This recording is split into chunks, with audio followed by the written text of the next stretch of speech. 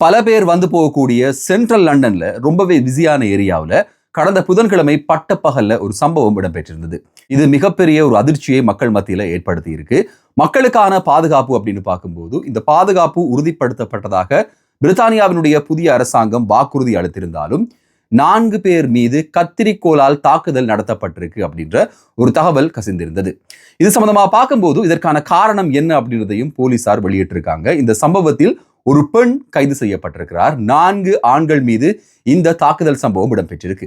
மக்கள் அதிகமாக வந்து போகக்கூடிய சனசந்தடியாக இருக்கக்கூடிய ஒரு இடமாக இருந்த எண்டல் ஸ்ட்ரீட்ல இந்த ஒரு சம்பவம் பதிவு செய்யப்பட்டிருக்கு.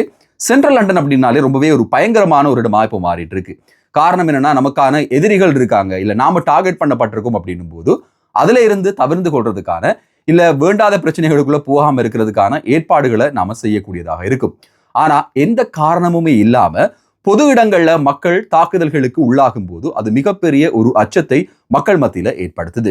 இந்த சம்பவத்துல பொதுமக்கள் பார்த்திருக்கும் போதே 4 பேர் மீது இந்த பெண் கத்திரிக்கோளால தாக்குதல் நடத்தி இருந்ததாகவும் 2 கத்திரிக்கோள்கள், அதாவது 2 சிசர்ஸ் வைத்திருந்து அந்த 4 பேர் மீதும் தாக்குதல் நடத்தப்பட்டிருக்கு.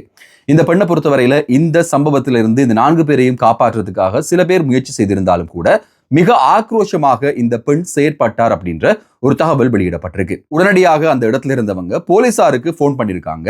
சில நிமிஷங்கள்லேயே போலீஸ் சம்பவ இடத்திற்கு வந்ததாகவும், சம்பவ இடத்திற்கு வந்து நீண்ட நேர போராட்டத்துக்கு பிறகு இந்த பெண்ணை கைது செய்ததாகவும் சொல்லப்படுகிறது. உடனடியாக ஏர் ஆம்புலன்ஸ் வரவழைக்கப்பட்டு 4 பேரும் வைத்தியசாலைகளுக்கு அனுப்பப்பட்டிருந்தாங்க.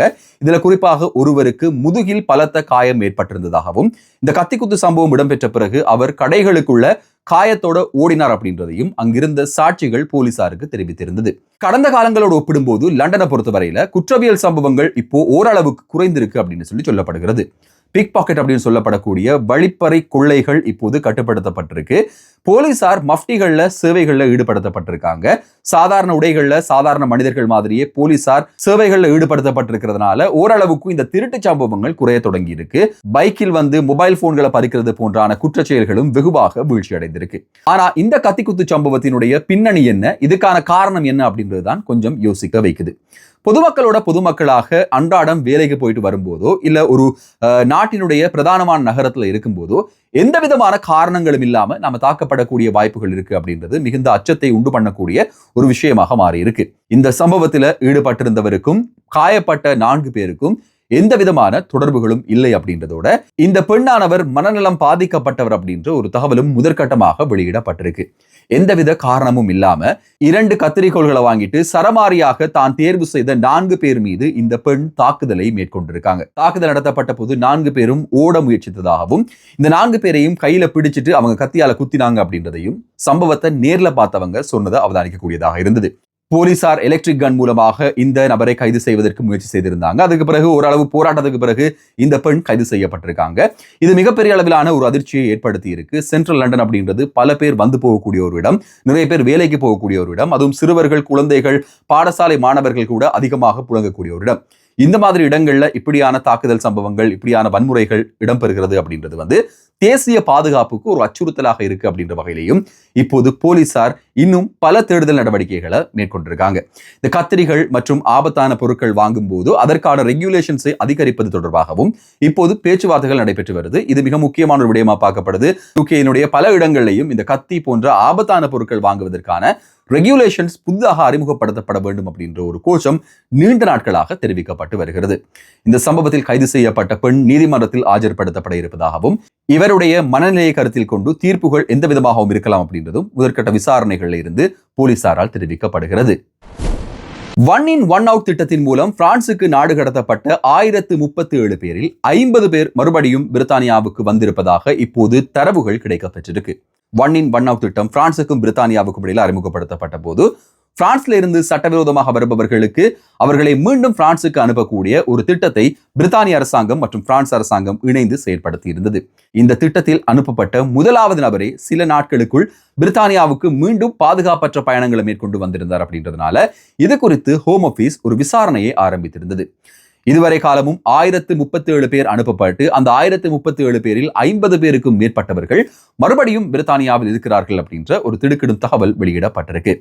இவங்க எப்படியான ஒரு பயணத்தை மேற்கொள்றாங்க, எப்படியாக மறுபடியும் பிரித்தானியாவுக்குள்ள வராங்க, இவங்க யூகேக்கு திரும்ப வாரதுக்கான காரணங்கள் என்ன அப்படின்ற விசாரணைகள் இப்போ முன்னெடுக்கப்பட்டிருக்கு.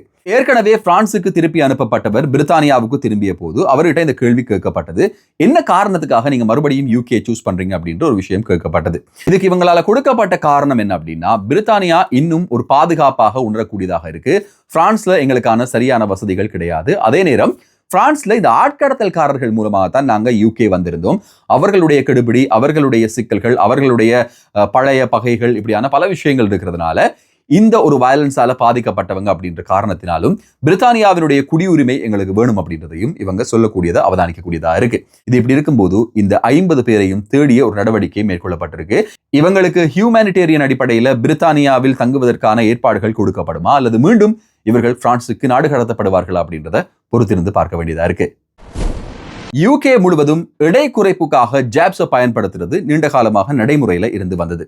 2024 ஆண்டோடு ஒப்பிடும்போது 2025 ஆண்டு 300% அதிகமாக உயிரிழப்புகள் இதனால ஏற்படுது அப்படின்ற ஒரு திடுக்கிடும் தகவல் NHS-ஆல வழங்கப்பட்டிருந்தது. இதுவரையில 216 பேர் உயிரிழந்திருக்கிறாங்க. இந்த ஜாப்ஸ் எடுக்கிறது மூலமாக, இந்த ஒரு ஊசி ஏற்றது மூலமாக உடலின் எடையை குறைக்க முடியும் என்றாலும் இதனுடைய பக்க விளைவுகள் காரணமாக உயிரிழப்புகள் ஏற்படுகிறது. 216 அப்படின்றது மிக அதிகமான ஒரு உயிரிழப்பு எண்ணிக்கையாக பதிவு செய்யப்பட்டிருக்கு. அதிலேயும் குறிப்பாக வயது கூடியவர்கள், 60 வயதிற்கு மேற்பட்டவர்களும் இந்த வகை ஊசிகளை எடுத்துக்கொண்டு உடலின் எடையை குறைப்பதற்கான முயற்சிகளில் ஈடுபட்டு வராங்க. இதுல பக்க விளைவுகள் எதுவும் இல்லை அப்படின்னு சொல்லி கடந்த காலங்களில் சொல்லப்பட்டிருந்தாலும் கூட இதனுடைய சில பதார்த்தங்கள் உடம்புல ஒவ்வாமையை ஏற்படுத்துது. இந்த ஒவ்வாமையின் காரணமாக ஈரலை அது தாக்கக்கூடியதாக இருக்கிறது. ஈரல் தாக்கப்பட்ட போது இவங்களுடைய சமிபாட்டு தொகுதி முழுவதும் செயலிழந்து போகிறது அப்படின்றது இப்போதைய ஒரு புதிய கண்டுபிடிப்பாக வெளியிடப்பட்டிருக்கிறது. சமிபாட்டு தொகுதி செயலிழந்து போகும்போது இவங்களுக்கு உடல்ல குடல் புற்றுநோய் போன்ற உபாதைகள் ஏற்படுவதாகவும், இந்த உபாதைகள் காரணமாக சாப்பிட முடியாத அதிக வயிற்று வலி போன்ற காரணங்களால இவர்கள் உயிரிழக்கிறார்கள் அப்படின்றதும் மிக முக்கியமாக குறிப்பிட்டு சொல்ல வேண்டிய ஒரு விஷயம். இயற்கையாக எடையை குறைப்பதற்கான முயற்சிகளில் ஈடுபடுங்க. இப்படியான செயற்கையான முறைகளில் உடல் எடை குறைப்புக்கு முயற்சி செய்யும் போது அதில் வரக்கூடிய பக்க விளைவுகள் ஒவ்வொருவர் உடலுக்கும் வித்தியாசப்படும். அதை ஒவ்வாமை இருக்கக்கூடியவர்கள் அல்லது இதுல பாதிப்பு ஏற்படக்கூடிய வாய்ப்புகள் இருப்பவர்களுக்கு இது உயிரிழப்பு வரை கொண்டு போகும் அப்படின்றதும் மிக முக்கியமாக வெளியிடப்படும் ஒரு தகவலாக இருக்கு. புகலிட கோரிக்கையாளர்கள் தங்க வைக்கப்படுறதுக்கு எதிராக பிரித்தானியாவினுடைய பல நகரங்களிலையும் ஆர்ப்பாட்டங்கள், போராட்டங்கள் இடம்பெற்று வந்தது. அதுல மிக முக்கியமாக இப்போது இன்னும் ஒரு நகரமாக நோர்ஃபோக் இணைந்திருக்கு. நோர்ஃபோக்லையும் மக்கள் தங்க வைக்கப்படுகிறார்கள், அகதிகள் தங்க வைக்கப்படுகிறார்கள் அப்படின்றதுக்கு எதிராக 3 நாட்களுக்கு மேலாக ஆர்ப்பாட்டங்கள், போராட்டங்கள் இடம்பெற்று வருது.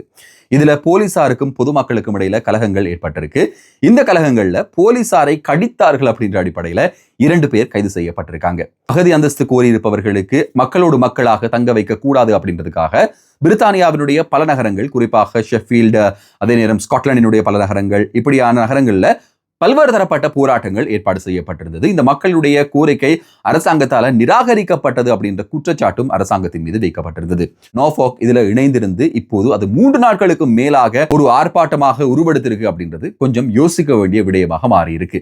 இந்த வீடியோவை முழுசா பார்த்திருப்பீங்க அப்படின்னு நம்புறேன். தொடர்ச்சியாக பார்த்திருந்தீங்கன்னா மறக்காம சப்ஸ்கிரைப் பண்ணுங்க.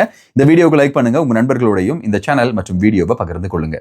இன்னும் ஒரு வீடியோல இன்னும் சுவாரஸ்யமான புதிய தகவல்கள், செய்திகளோடு உங்களை சந்திக்கும் வரை நன்றி, வணக்கம்.